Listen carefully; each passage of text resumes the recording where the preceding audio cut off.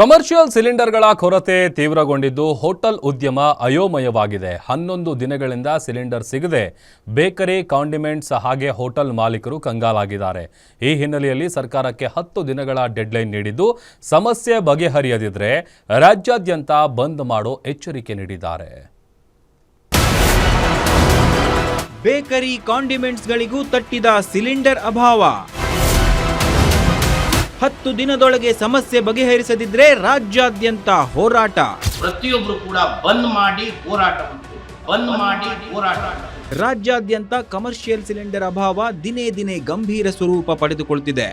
Cylinder ಕೊರತೆಯಿಂದಾಗಿ hotel ಉದ್ಯಮ ಈಗಾಗಲೇ ಸಂಪೂರ್ಣ ನೆಲಕಚ್ಚಿದ್ದು, ಇದೀಗ ಸಣ್ಣ ಪುಟ್ಟ ವ್ಯಾಪಾರಿಗಳಿಗೂ ಇದರ ಬಿಸಿ ತಟ್ಟಿದೆ.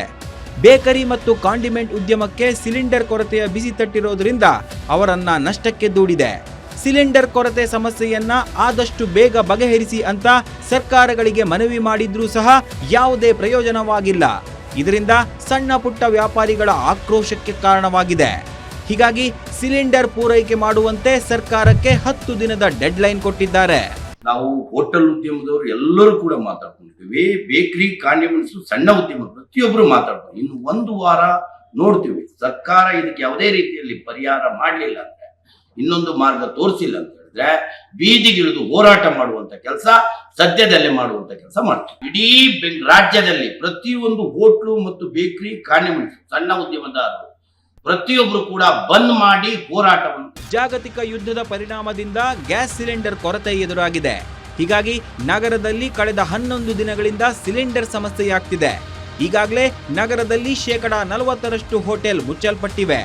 ಈ ಪರಿಸ್ಥಿತಿ ಹೀಗೆ ಮುಂದುವರೆದ್ರೆ ಬೇಕರಿ ಹಾಗೂ ಕಾಂಡಿಮೆಂಟ್ಗಳನ್ನು ಮುಚ್ಚಬೇಕಾದ ಸ್ಥಿತಿ ಬರಬಹುದು ಅಂತ ಆತಂಕ ವ್ಯಕ್ತಪಡಿಸಲಾಗ್ತಿದೆ. ಬೇಕರಿ ಅವರಿಗೆ ಪರಿಸ್ಥಿತಿ ಏನಾಗಿದೆ ಅಂದ್ರೆ, ಈಗ 15 ದಿನ ಒಂದು ಸಿಲಿಂಡರ್ ಬರ್ತಾ ಇದೆ ಒಂದೊಂದು ಬೇಕರಿಯಲ್ಲಿ ಅಂತ ಹೇಳಿದ್ರೆ, ಈಗ ಇನ್ನೊಂದು ಸಿಲಿಂಡರ್ ಬ್ಲ್ಯಾಕ್ ಅಲ್ಲಿ ತಗೊಂಡಿದ್ದಾರೆ.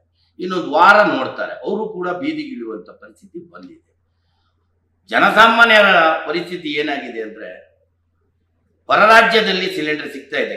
ಕೇರಳದಲ್ಲಿ ಮತ್ತು ತಮಿಳುನಾಡಲ್ಲಿ ಏನು ಎಲೆಕ್ಷನ್ ಆಗ್ತಾ ಇದೆ ಅಂತ ಕ್ಷೇತ್ರದಲ್ಲಿ ದಿನನಿತ್ಯ ಸಿಲಿಂಡರ್ ಸಿಗುವಂಥದ್ದಾಗಿದೆ. ನಮ್ಮ ರಾಜ್ಯಕ್ಕೂ ಮತ್ತು ಆಂಧ್ರ ಗೌರ್ಮೆಂಟ್ ಅಲ್ಲಿ ಸಿಲಿಂಡರ್ ಸಿಗ್ತಾ ಇಲ್ಲ. ಯಾಕೆ ಅನ್ನೋದು ಅದು ಯಕ್ಷ ಪ್ರಶ್ನೆ ಆಗಿದೆ.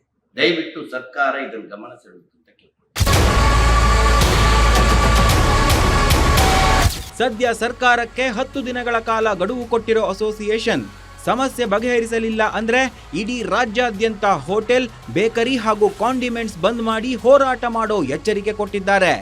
ಈಗಾಗಲೇ ವಾಣಿಜ್ಯ ಬಳಕೆಯ LPG ಸಿಲಿಂಡರ್ ಕೊರತೆಯಿಂದ ಹೋಟೆಲ್ ಉದ್ಯಮಕ್ಕೆ ಭಾರೀ ಪೆಟ್ಟು ಬಿದ್ದಿದೆ. ಕಾಳಸಂತೆಯಲ್ಲಿ ದುಬಾರಿ ಬೆಲೆಗೆ ಸಿಲಿಂಡರ್ ಖರೀದಿಸಬೇಕಾದ ಅನಿವಾರ್ಯತೆ ಎದುರಾಗಿದ್ದರಿಂದ ಹಲವು ಹೋಟೆಲ್ಗಳು ಆಹಾರ ಪದಾರ್ಥಗಳ ದರ ಹೆಚ್ಚಿಸಿದ್ದು ಗ್ರಾಹಕರಿಗೂ ಇದರ ಬಿಸಿ ತಟ್ಟಿದೆ. Ullas S Kiruvase, guarantee news, Bengaluru.